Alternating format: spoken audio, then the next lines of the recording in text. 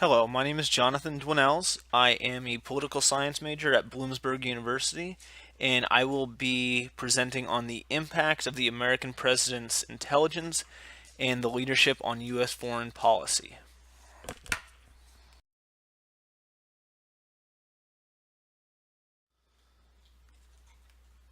Speak softly and carry a big stick. Famous words by one of our most celebrated presidents, Theodore Roosevelt. Since the advent of the United States, we've been led by presidents who are bigger than words, just like Teddy. Donald Trump is a completely different breed. He has taken his bombastic and pompous attitude from television and business into his presidential campaign and used the slogan Make America Great Again, which he plastered on t shirts, posters, and his iconic red hat, and that would follow him all the way to the White House. The United States and her former glory would be affected greatly by this style. Obviously, nobody expects Donald Trump to be Teddy Roosevelt, and especially not President Franklin Roosevelt when it comes to international diplomacy. But unfortunately, his arrogant tone and lack of experience is largely detrimental to the United States as it moves forward, especially with superpower China on the rise and trouble starting to brew in North Korea. Diplomacy is something that the United States gravely needs, and Donald Trump is not the one for that. When Donald Trump was elected president, the Democratic Party and the general public were in shock, outraged that an individual with his moral compass and lack of political experience could be elected into such a position, really showing the beleaguered mental state of the American citizens. Nonetheless, it was opinion to let Mr. Trump to take some time and succeed or fail. And it certainly didn't take long for Mr. Trump to show his incompetency and his disregard for human decency. On January 20th, 2017, Donald would be inaugurated into the office of President of the United States, leader of the free world, and not 6 months later, he would insult humanity by formally stating that the United States would pull out of the Paris Agreement. He would then issue this statement. His statement would go as followed. On these issues and so many more, we're following through on our commitments, and I don't want anything to get in our way. I am fighting every day for the great people of this country. Therefore, in order to fulfill my solemn duty to protect America and its citizens, the United States will withdraw from the Paris Climate Accord, but begin negotiations to re-enter either the Paris Accord or really entirely new transaction on terms that are fair to the United States, its businesses, its workers, its people, and its taxpayers. So we're getting out. But we will start to negotiate and we will see if we can make a deal that's fair. And if we can, that's great. And if we can't, that's fine. End quote. Now, he says, and if we can't, that's fine. Really showing his disregard for the United States and their people, the world and their people. The United States currently is number 2 in CO2 emissions. Now, China is number 1, India is number 4. China and India have already taken steps, according to the UNFCCC, to lower their CO2 emissions. And it looks like they're going to meet their target. The United States, by pulling out of the agreement, which we cannot technically do until 2020, basically is stating, according to Mr. Trump, that we will make no effort to meet any voluntary targets designed to curb planet warming emissions and act causing condemnation both domestically and internationally. Donald Trump is really pulling at the strings of humanity here. We, like I said, are number 2 as far as CO2 emissions, and Donald Trump is whining that we aren't being treated fairly. We are trying to make a better planet for our children, our children's children. And again, the number 1 country in the world and the number 4 country in the world are already setting lofty goals, and they are expected to reach those goals. And Trump's withdrawal of this agreement has produced massive international backlash. Countries like Australia, Iceland, Iran, Canada, Norway, Denmark, and South Korea, just to name a few because there are several more, would verbally condemn the Donald Trump's decision to pull out of the agreement. And countries such as North Korea and China would reaffirm their decision to stay in the agreement. The United States has taken evil countries like North Korea and made us look like the bad guy because we're pulling out of an agreement that is good for the United States. And even the United Nations would call the decision a major disappointment. And the Vatican would call the decision a huge slap in the face. This decision by Donald Trump is irresponsible. And in the face of international relations, we look terrible. And Donald is just starting.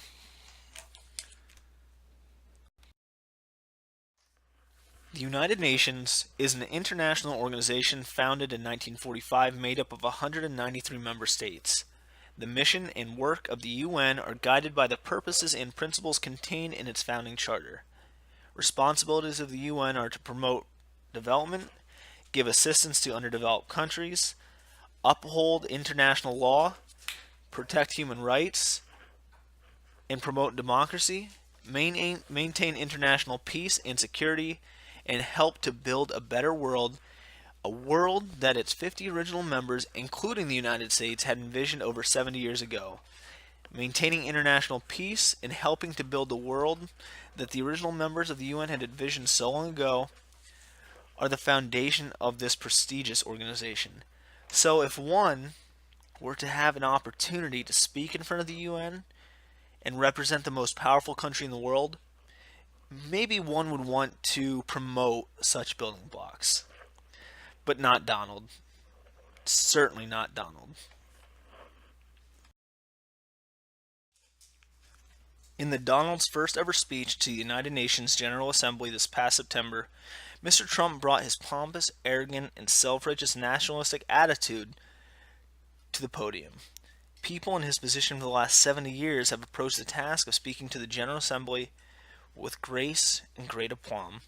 In fact, no president ever has ever spoken to the General Assembly in such a manner. Donald Trump treated the UN General Assembly as if it were one of his Trump rallies. Newsflash, Donald, this isn't a hootenanny in some barnyard in Pennsylvania. You're speaking to the UN General Assembly. And then during the beginning of his speech, Donald rambled on about the rise of the American economy, the stock market, and the fall of unemployment, as if he had anything to do with that whatsoever. Thanks, Obama. He also spoke on his plan to spend $700 billion on the military in order to make it the most powerful that it has ever been, and how the American Constitution is the oldest document still in use, and how it's a symbol of peace, prosperity, and freedom to the American people. Another great folly in his beautiful wisdom. Mr. Trump would rail on about how he's making America great again, instead of what he's trying to do for the rest of the world. Donald Trump was addressing the world in this speech, and he made a fool of himself. In President Obama's first speech to the UN, he was met with applause, where Donald Trump was met with stone silence, only to be broken up by a few random supporters clapping in the background. Now, when I watched this speech for the first time, I was taken aback. Looking at the faces of the people in the crowd as he railed on about how great America is and what he's done for the United States, he actually had nothing to do with any of that. But, of course, Donald would try to take full responsibility for the accomplishments of others, as if he hasn't been doing that his entire life. But just looking at the faces of the people in the crowd, they were taken aback. I've never heard anybody speak to the UN like that. I've seen several speeches, and watching Donald Trump address the United Nations General Assembly was terrible. And the people that were clapping, I don't know what they were doing. They must have paid them to be in the crowd. But either way, it was something to be seen.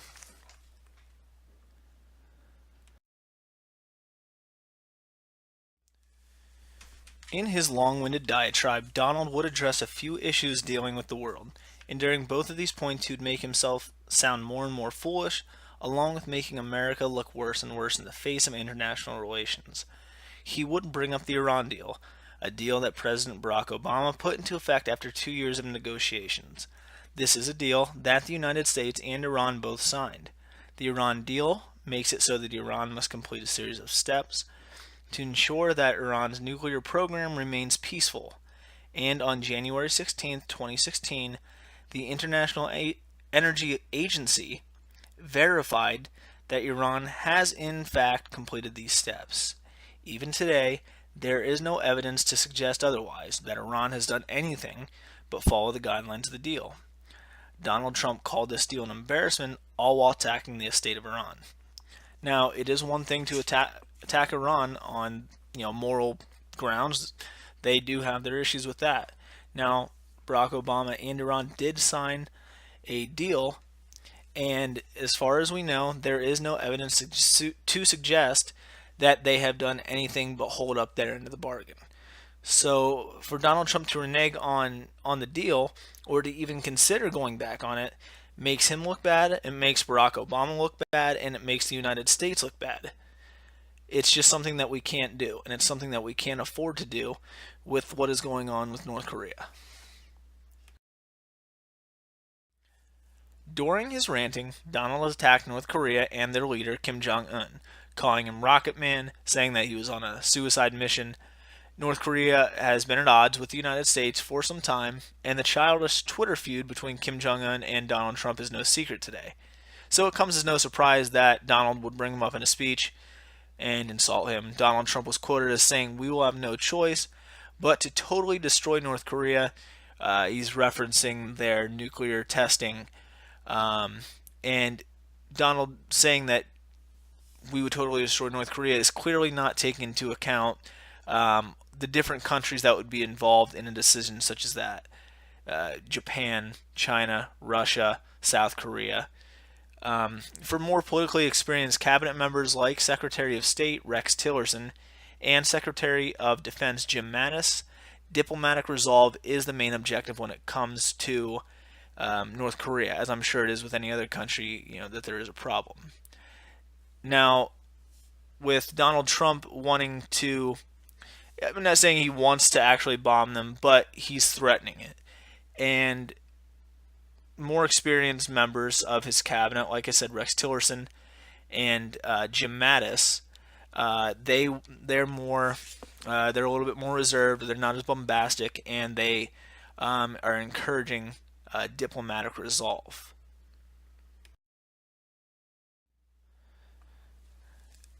As previously mentioned, in Donald's speech, he brought up two different nuclear crises that are going on in the world. One being the Iran deal, and one being the nuclear testing that's going on in North Korea. Now, they're very two separate subjects, but they're also very linked. I also brought up the Paris Agreement that Donald had told that he would back out of, that the U.S. is not going to do any more voluntary work as far as that goes. So the reason I bring these up is because it really brings into question Donald Trump's credibility as well as American credibility. Wendy Sherman said, if the president pulls back on the Iran deal given Iranian compliance with its terms, it will make diplomacy in North Korea almost impossible because U.S. credibility will be shot. Now, she's unequivocally right. She's absolutely and unequivocally correct in her statement. If Donald Trump were to make good on his threat to default on the Iran deal with no evidence of Iranian wrongdoing, how can the North Koreans take a promise from the United States seriously? If the president after Trump can just walk away from any written agreement that Trump were to theoretically reach with the North Koreans, as far as diplomatic resolve goes, they cannot in good conscience trust anything reached in diplomacy with the United States. And with diplomacy, the other spoken option for Donald Trump, without diplomacy, the other spoken option for Donald Trump is physical warfare, or fire and fury. Certainly, as citizens of the United States, we do not want our issues with North Korea to end up in a violent end, because even though the United States may have one of the most powerful militaries of all time, human lives are what is at stake. Another issue that is at stake is our relationship with our allies. China, North Korea, China, South Korea, Japan, and even Russia are all close proximity neighbors to North Korea. And while they are our allies, any warfare brought to North Korean soil, nuclear or otherwise, would greatly affect any of them. Donald Trump's extreme nationalism distressing America is one thing. To affect the whole world is another issue altogether. My last point is this. Donald J. Trump has colluded with Vladimir Putin and Russian intelligence to win his election, which can be disputed, but the facts are clear. Russia, if you're listening, I hope you're able to find the 30,000 emails that are missing, Mr. Trump said during a news conference here in an apparent reference to Mrs. Clinton's deleted emails. I think you will probably be rewarded mightily by our press. Now, Donald Trump, in his campaign, used this as a springboard for himself to gain presidency. There are a lot of different emails, calls that have been leaked in favor of Donald Trump. And whether or not you believe it or not, Russia was behind it all, and he knew it. And whether or not Donald Trump asked for the initial emails and phone calls to be hacked by Russia, he clearly knew they were behind it and did not care. And Russia is an ally, but at the same time, they're also an adversary. And Russia was hacking into American data and dispersing it at their will. He just didn't care. In fact, as he stated above, Donald Trump, even jokingly or not, asked Russia to help uncover the Hillary Clinton emails that he used so willingly in his campaign speeches. I won't harp on this too much, as it's highly debated and unclear. But Donald Trump is adamant enough and audacious enough to outright acknowledge the fact that Russian intelligence is used for devious means, especially to help his campaign, and it worked. It's clearly an involvement in foreign affairs, and it can be looked at as unscrupulous at best. It certainly is dodgy.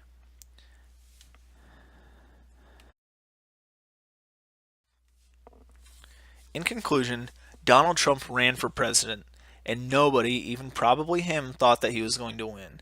He fell into a victory by way of obscure taglines such as "Make America Great Again," help from Russian intelligence, and the desperate population of the United States voter. The Donald had little, if any, political experience before he took office in foreign affairs or otherwise, and he even admitted that it was a lot more involved than he thought it would be.